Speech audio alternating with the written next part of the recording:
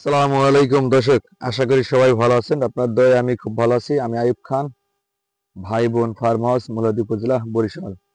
এই হলো আজকে 5 দিনের মাথায় আমার চাষকৃত আমেরিকান 5G গুয়াতেমালা হাইব্রিড ঘাস। এই ঘাসটা কিভাবে চাষ করলাম এ টু জেড আজকে এগুলো নিয়ে আলোচনা হবে। আশা করি পুরো ভিডিও জুড়ে থাকবেন এবং আপনারাও আপনাদের মূল্যবান মতামত জানাবেন এবং কি করলে ভবিষ্যতে ভালো হবে সেগুলো নিয়ে আজকের আলোচনা থাকবে ইনশাআল্লাহ। দর্শক দেখেন, এই জমিতে আমি চাষ দিতে পারি নাই, মানে আপনার ঘাস চাষ করার জন্য গাড়ি নামার ব্যবস্থা করতে পারিনি।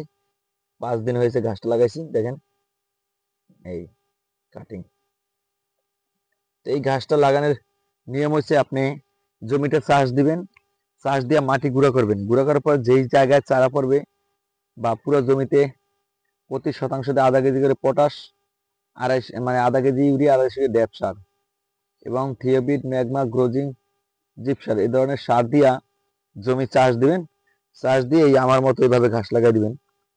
মাথার অংশ পুরো ঘাসটা ঢেকে দিবেন।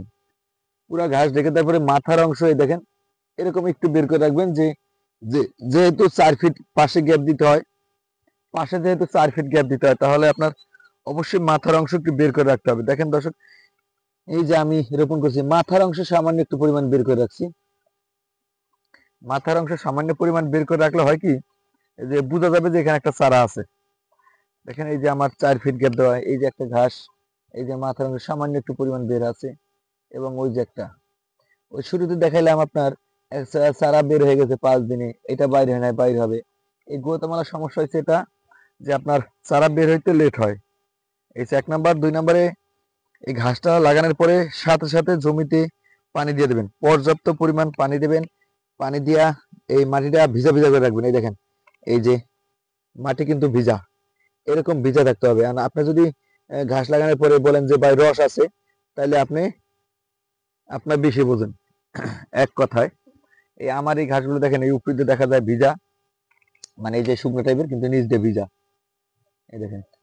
তারপরেও আমি নতুন করে আবার পানি দিয়ে দিছি, ওই যে আজকে পানি দিয়েছি দেখেন। আর এই ঘাসটা লাগানোর সময় আপনার সব ধরনের সারগুলো ব্যবহার করছি। আর পাশাপাশি আপনার এই মুরগির যে বীজটা আছে, এটা এনে যে সিরিয়ালে ফালাই দিছি, হয়তো দেখা গেছে কিছুদিন পরে এগুলো জমিতে ব্যবহার করব, এই কারণে এনে রাখা। তো আপনারা যারা এই ঘাসটা চাষ করেন, অবশ্যই ঘাস লাগানোর পর সাথে সাথে জমিতে পানি দিবেন। যদি সাথে সাথে জমিতে পানি দেন, তাহলে 100% কাটিং আপনার জার্মেশন আসবে, আর নচেত এগুলো আসবে না। তবে এই ঘাসটা লাগালে আপনার ধৈর্য ধরতে হয়। দেখেন বের হয়ে আসবে, কারণ এখানে আপনার সার পাইছে, পানি পাইছে, মাটি নরম আছে, গুঁড়া মাটি আছে, তাহলে জার্মিনেশন 100% আসবে। আমার অভিজ্ঞতা এবং আত্মবিশ্বাস থেকে বলছি। এই দেখেন নতুন করে আবার পানি দিয়ে দিচ্ছি, মানে যেটা চাষ করছি সেটা তো দিছি। 5 দিনের দিন আপনার আজকে আবার নতুন করে হালকা পরিমাণ পানি দিছি। এতে হবে কি, ঘাসটা দ্রুত বের হয়ে আসবে, জার্মিনেশন আসবে। দেখেন এই হলো গাছ। তবে আপনারা এই ধরনের পদ্ধতি অবলম্বন অবশ্যই করবেন, কারণ ঘাস লাগানোর পরে যদি সাথে সাথে পানি দিতে পারেন, সেক্ষেত্রে আপনার মানে চারাটা দ্রুত আসবে। দেখেন এখানে আমার এই যে চাষ না দেওয়ার কারণে এই যে 1 ফুট জায়গা মাটি দিয়ে সোলাইয়া, এরপর ঘাসটা লাগাই দিয়ে সাথে সাথে পানি দিয়েছি। পানি দেওয়ার পরে হালকা পরিমাণ মুরগির বিষটা ছিল, উপরে দিয়ে রাখছি।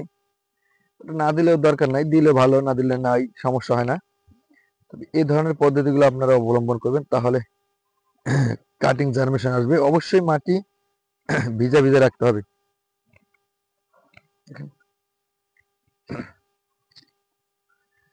এই দেখেন এই চারা এখনো কাঁচা, বের হয়ে আসবে। এই দেখেন এটা অলরেডি বের হয়ে গেছে। এই যে মাটি ভিজে থাকার কারণে কুশি বের হয়ে আসছে, সব বের হয়ে আসবে ইনশাল্লাহ, আশা করি। বাকিটা আল্লাহ ভরসা। তবে আমার অভিজ্ঞতায় বলতেছে হয়ে যাবে। তবে আপনারা যারা এই ধরনের ঘাসগুলো 200 পিস 100 পিস যারা কাটিং নেন, তাদের তো আর অনেক বড় জমি হয় না, তারা আপনারা অবশ্যই জমিটা আপনার কোদাল দিয়ে কোপাই নেবেন, 1 ফুট করে জায়গা নেবেন, গোল করে কোপাইবেন, কোপাইয়া মাটি গুঁড়া করে এরপরে আর কি আপনার এভাবে মাটি দিয়ে ঢেকে দিবেন। শুধু মাথার অংশটা সামান্য পরিমাণ বের করে রাখবেন, কারণ একটা ঘাসের থেকে আরেকটা ঘাসের দূরত্ব 4 ফিট অথবা 5 ফিট।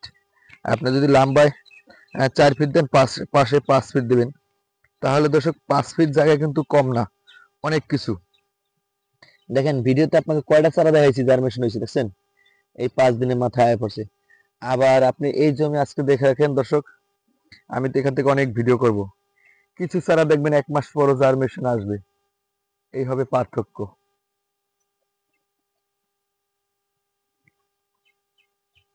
কারণ হলো এই ঘাসটা জার্মিনেশন আসতে লেট হয়। গতকালকে 4 দিনের মাথায় এই দেখেন 5টা 6টা করে ইউরিয়া দানা দিছি। এই দেখেন দর্শক, 1টা 2টা 3টা 4টা 5টা 6টা ইউরিয়া দানা, ইউরিয়া সার দিয়ে দিছি।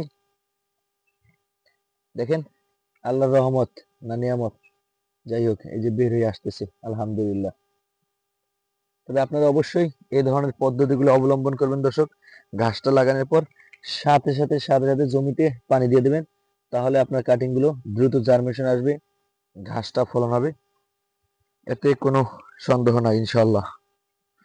তো যাই হোক অনেক কিছুই বললাম। আমার আপনার ওই মাথায় গুয়াতেমালা চাষ করা আছে, মাথা দিয়া, যেগুলো মোটামুটি বড় হয়ে গেছে। হয়তো ইনশাল্লাহ এখন অল্প কিছু সীমিত পরিমাণ কাটিং আছে, যেগুলো ডেলিভারি দিয়ে দিছি,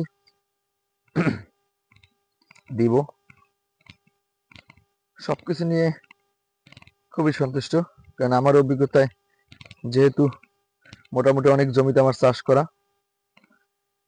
তো আমার ধারণা এবং আত্মবিশ্বাস 100% কাটিং আমার জার্মিনেশন আসবে, সফল হয়ে যাবে, বাকিটা আল্লাহ ভরসা। দেখেন দর্শক, এই হলো আমার ঝাড়া গাছের মাঝে চাষ করা আমেরিকান 5G গুয়াতেমালা হাইব্রিড ঘাস।